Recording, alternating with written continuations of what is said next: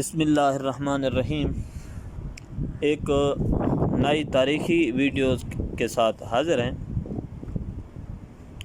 امید ہے کہ ویڈیو آپ کو پسند آئے گی۔ آئیے شروع کرتے ہیں ویڈیو۔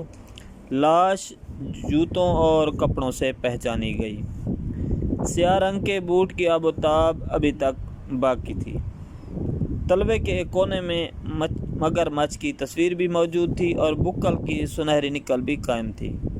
کمپنی کا دعویٰ سچ ثابت ہوا۔ جوتوں کی شان و شوکت 30 برس بعد بھی قائم رہی۔ سوئٹزرلینڈ کی کمپنی دنیا کے صرف 1000 خاندانوں کے لیے جوتے بناتی تھی۔ جوتوں کے تلوے نیوزی لینڈ کی گائے کے چمڑے سے بنائے جاتے تھے۔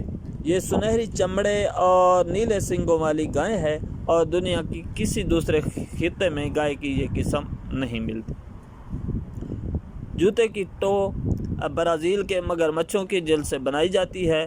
جوتے کا کوا افریقہ کے سیاہ ہاتھیوں کے کانوں کے چمڑوں سے تیار کیا جاتا تھا اور جوتے کے اندر ہرن کے نرم چمڑے کی تہ چپکائی جاتی تھی اور پیچھے رہ گیا دھاگا تو ان جوتوں کے لیے بلٹ پروف جیکٹ میں استعمال ہونے والے دھاگے استعمال کیے جاتے تھے۔ کمپنی کا دعویٰ تھا 50 برس تک جوتے کی پالش خراب نہیں ہوتی، جبکہ مٹی میں دفن ہونے کے 100 سال بعد تک جوتے کی آب و تاب برقرار رہتی ہے۔ افغانستان کا بادشاہ ظاہر شاہ اس کمپنی کا ممبر تھا۔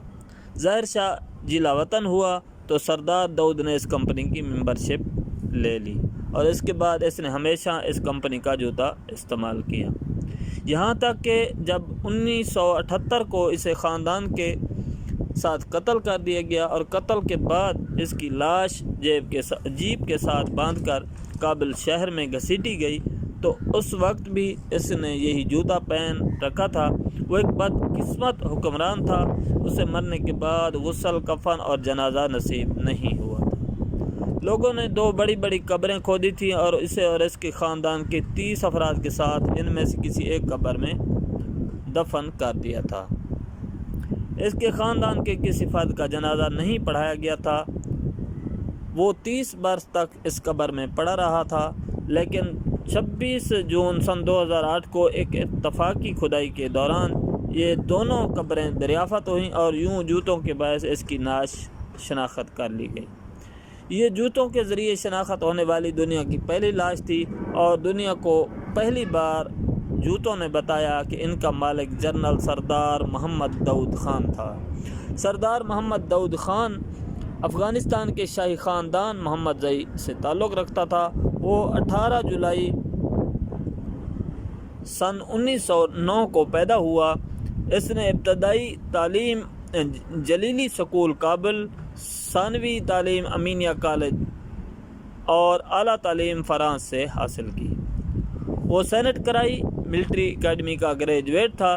اس نے واپسی پر افغان فوج جوائن کی اور 24 برس کی عمر میں میجر جنرل بنا دیا گیا۔ وہ 1932 میں محض 25 سال کی عمر میں صوبہ ننگرہار کا GOC بن گیا۔ 1935 میں وہ قندھار کا GOC بنا اور اسی سال اسے لیفٹیننٹ جنرل کے عہدے پر پروموٹ کر دیا گیا۔ وہ دنیا کا کم عمر ترین جنرل تھا۔ 1946 میں اسے یونیفارم کے ساتھ وزیر دفاع بنا دیا گیا۔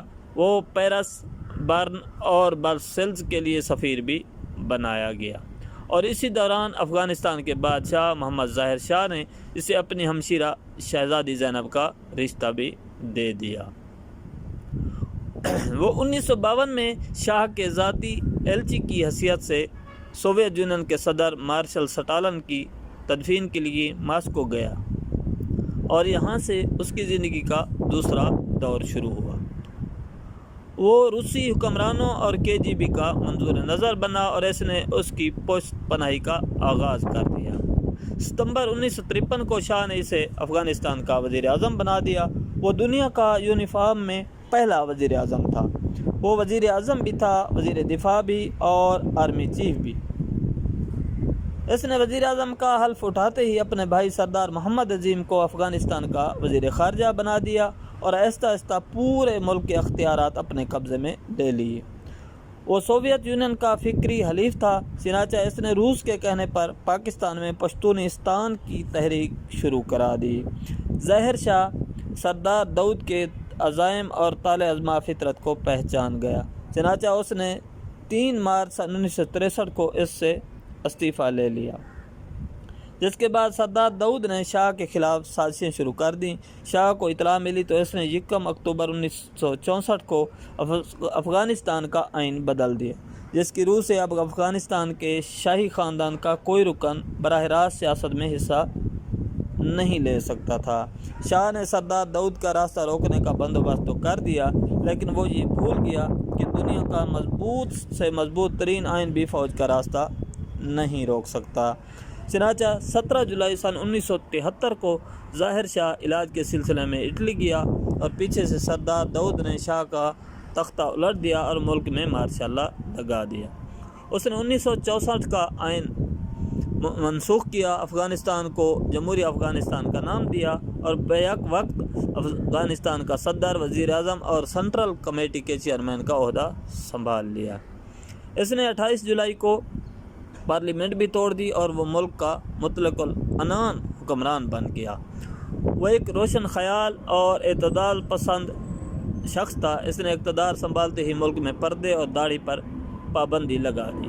اس نے زنانہ کالجوں اور یونیورسٹیوں میں سکرٹ لازمی قرار دے دی، مسجدوں پر تالے لگوا دیے اور ملک کے 8 بڑے شہروں میں شراب خانے اور ڈسکو کلب بنوائے۔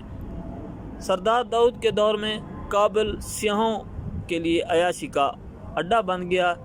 اس دور میں یورپ کابل سے شروع ہو کر کابل کے بعد تہران عیاشی کا دوسرا اڈہ تھا، استنبول تیسرا اور اس کے بعد پورا مشرقی یورپ عیاشیوں پر کھل جاتا تھا۔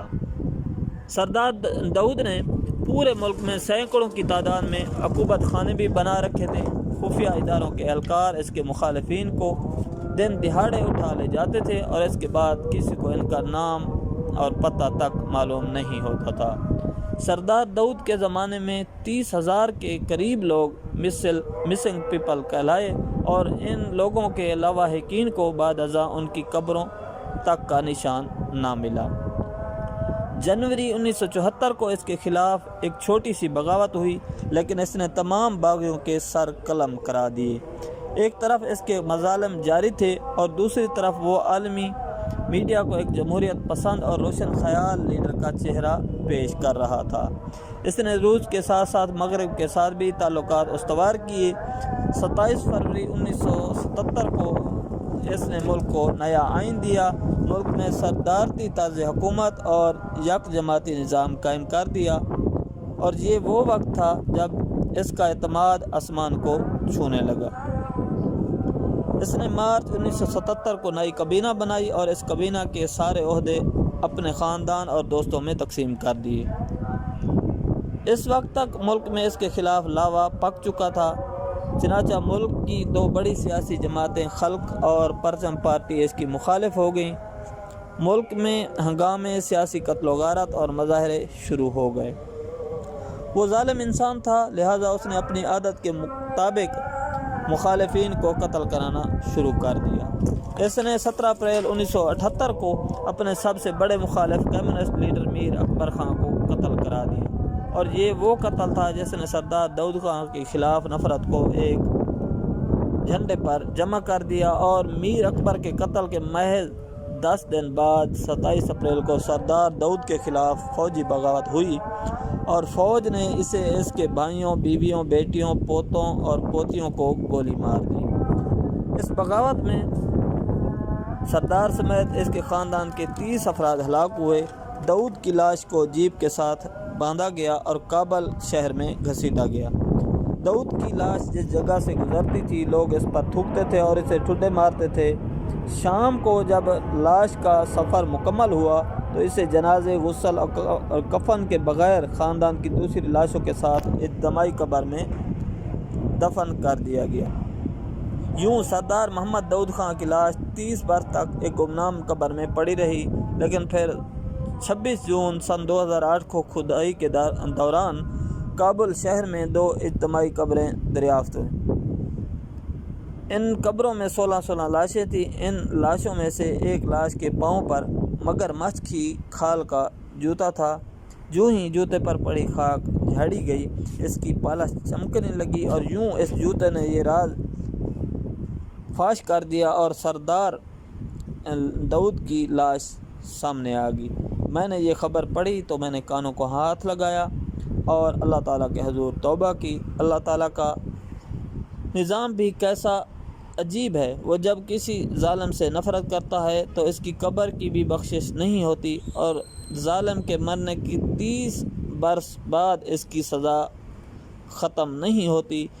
بے شک ظالم پورے ملک کو اپنے سامنے جھکنے پر مجبور کر سکتے ہیں، لیکن یہ لوگ وقت کو شکست نہیں دے سکتے، یہ اللہ کو دھوکہ نہیں دے سکتے۔ اور جب اللہ تعالیٰ کسی سے نفرت کرتا ہے تو وہ جوتوں کو اس کی لاش کا حوالہ اور قبر کا کتبہ بنا دیتا ہے، وہ ظالم کو مرنے کے بعد بھی نہیں مرنے دیتا۔